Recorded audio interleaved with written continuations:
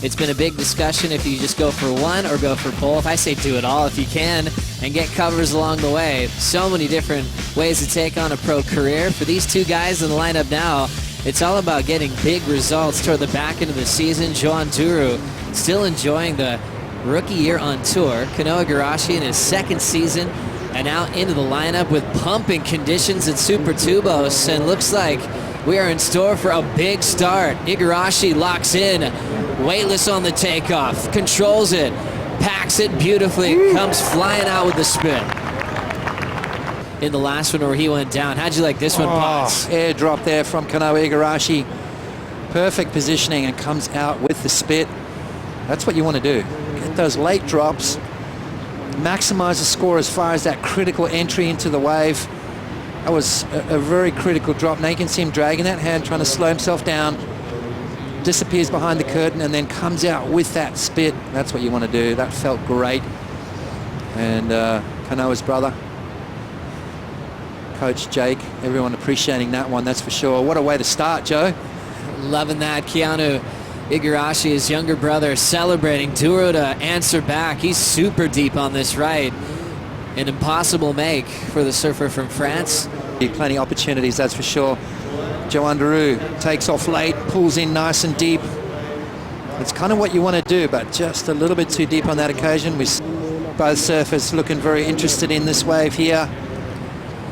And we'll stick with Igarashi on the backhand, grabbing that rail, knifing the takeoff. Looks like he's got a great line to come flying out. Igarashi slams the inside corner. Back-to-back completions for the kid from Huntington Beach. Duru on this right. Check this one out, Potts. Yeah, grabs the rail, lets go, pumps through the section, no grab at the end of that, and goes into a bit of a closeout, but this was the wave right here. Kanoa Igarashi pulling up nice and tight, coming out nice and clean, almost losing that back foot. So Kanoa Igarashi on some sort of roll here. It's been pretty tricky to find good waves. He starts off with a 7.33. I like that technique there. You can see him almost throwing his body into that one. And as it clamps at the end, almost loses that back foot. Great balance there from Kanoa Igarashi. And comes out nice and clean. So another good score just about to lock in for Kanoa on a roll in this heat. Packed to right, got a 7.33. Then in rhythm with priority, got to choose the left and turned in a higher number, an 8.6, to have Joan Duru comboed early. Yeah, it's kind of like you've just always got to be on the other side of the rip whenever it comes through. And that was my game plan, to just stay on the left side of the rip. So then if there was a bit of clean water and a set came through, then I'd get a good left, and I was just hunting the left. So yeah, I was lucky to get one, and then got a little one under priority when Ian wasn't looking. So yeah, it was good. And Con, at this stage of the year, can't afford to make any mistakes. You know, how crucial is it just to tighten up your game as you move forward? Yeah, I mean, for me, it's first year. It's all about experience. So gotta.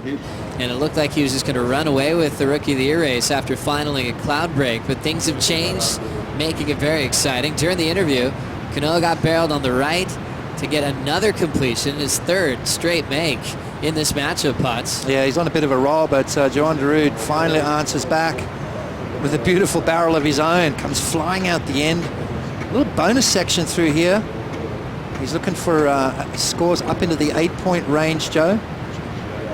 He needs to get a two-wave total of 15.93, so desperately looking for something special. That kind of might kickstart his heat, though. Nice late drop, pulls in nice and deep. Frothy little barrel as he comes flying out the end of that. A little head dip section at the end of it, so definitely a good comeback wave for Joan Duru. Could find some sort of rhythm off that. It was a tie-break decision that didn't go his way to make the Dream Tour. During that last replay, Duru just on his way back out, just wanted to get the vision, shut down again. Definitely a guy that's not afraid of a closeout, Potts.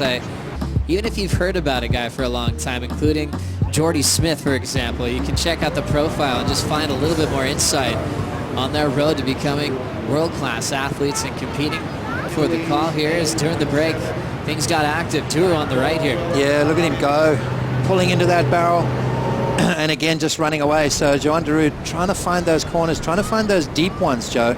Opponents. His opponent, a pipe master, one at Chobu.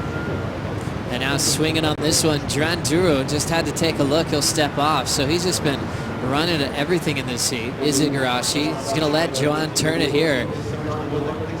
Setting up the pit, unable to get a score there. He'll just cannonball his way out of that section. Something that he's gotten familiar with this year as we see Duru's attempt here. Yeah, well, just pulling in there. Obviously, that wave shutting down, so no exit yet. Taking on Italo Ferrer as we're down to the countdown of round 2, heat number 9. Kanoa Igarashi with a brilliant start. 7.33 on the opener. Joan took on a closeout on the next one. Then Kanoa had priority to pick the left and backed up his total quickly. He's still keeping those first 2 waves for the win here in round 2. Igarashi, 15.93 total, made it look easy against Joan as he's moving on into round 3 action.